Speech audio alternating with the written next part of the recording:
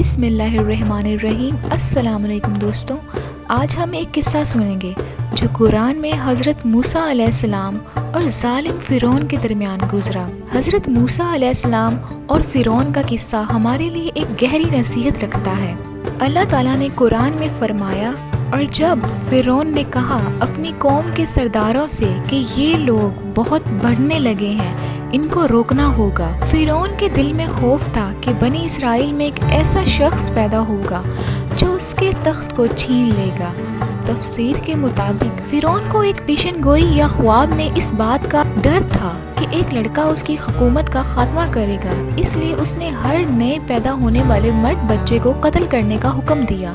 فرعون کا یہ ظلم صرف اس کے خوف اور گھمنڈ کی وجہ سے تھا، اور یہ سب اللہ تعالیٰ کے اختیار میں تھا کہ وہ اپنے پیغمبر کو کس طرح سے محفوظ رکھتا ہے۔ جب حضرت موسیٰ علیہ السلام کی والدہ نے انہیں جنم دیا، اللہ تعالیٰ نے ان کے دل میں الہام دیا کہ وہ موسیٰ علیہ السلام کو ایک ٹوکری میں رکھ کر دریائے نیل میں چھوڑ دیں۔ قرآن میں اس واقعے کو یوں بیان کیا گیا ہے، اور ہم نے موسیٰ کی ماں کے دل میں الہام کیا کہ اسے دریا میں ڈال دے اور گھبرا مت اور نہ اداس ہو۔ دیکھیے اللہ کا کرشمہ کہ وہ ٹوکری فرعون کے محل میں جا پہنچی، اور فرعون کی بیوی آسیہ نے حضرت موسیٰ علیہ السلام کو اپنا بیٹا بنا لیا۔ اللہ نے اپنے پیغمبر کو اسی دشمن کے گھر میں محفوظ رکھا۔ جب حضرت موسیٰ علیہ السلام بڑے ہوئے، اللہ تعالیٰ نے ان کو اپنی رسالت سے نوازا اور اپنی قوم کے ظلم اور فرعونیت کے خلاف اٹھنے کا حکم دیا۔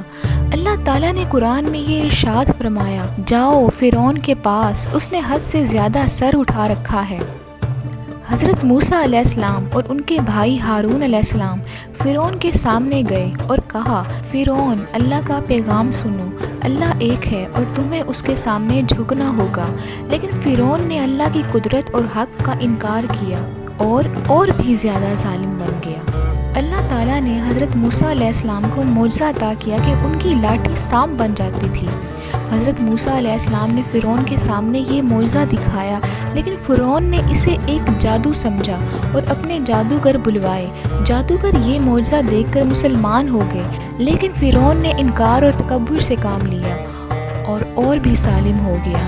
آخر میں اللہ نے حضرت موسیٰ علیہ السلام کو حکم دیا کہ اپنی قوم کو مصر سے نکال کے لے جائیں۔ فرعون نے ان کا پیچھا کیا اور دریائے نیل تک پہنچ گیا۔ حضرت موسیٰ علیہ السلام نے اللہ سے مدد کی دعا کی اور اللہ نے معجزہ دکھایا۔ دریا کا پانی 2 حصوں میں بٹ گیا اور موسیٰ علیہ السلام اور ان کی قوم اس میں سے گزر گئی۔ جب فرعون اور اس کا لشکر دریا میں گھسے تو پانی واپس آ گیا اور سب غرق ہو گیا۔ اللہ نے اس انجام کا ذکر اس طرح سے کیا، آج ہم تیری لاش کو بچا لیں گے تاکہ تو آنے والوں کے لیے عبرت بن جائے۔ یہ قصہ ہمیں سکھاتا ہے کہ اللہ ہی سب کچھ ہے، اور دنیا کا سب سے بڑا ظلم اور گھمنڈ بھی اللہ کے ارادے کے آگے کچھ نہیں۔ حضرت موسیٰ علیہ السلام کا قصہ ہمیں نصیحت کرتا ہے کہ چاہے انسان کتنا بھی طاقتور ہو، اصل قدرت صرف اللہ کی ہے۔ ہر شخص کو چاہیے کہ وہ صرف اللہ سے ڈرے اور اسی پر بھروسہ کرے، کیونکہ حق کی راہ میں مشکلیں ضرور ہوتی ہیں، لیکن آخرت اور اصلیت میں کامیابی صرف اور صرف اللہ کی راہ پر چلنے میں ہے۔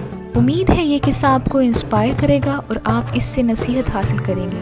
اگر آپ کو یہ ویڈیو اچھی لگی ہو تو میرے چینل کو سبسکرائب کرنا مت بھولیے گا۔ شکریہ۔